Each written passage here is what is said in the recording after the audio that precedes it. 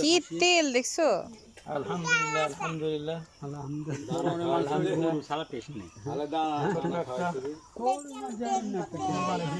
ঈদের পরের দিন 2-3 দিন কোরবানি ঈদের আগের দিন ঘুমড়ি বার করেন কিতে না কোরবানি পুরো কাজ তেল কিন বার করিলে আগে তেল না বার করিলে তেল কিন বার করিলে সাইতে দিলে না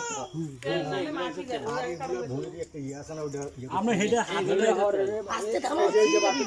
চাকুটা থন না আপনি ওই ওর কাছে দেন দিয়া আগে তেলগুলো টানিলেন না না এই তেল বার করতে না এই তেল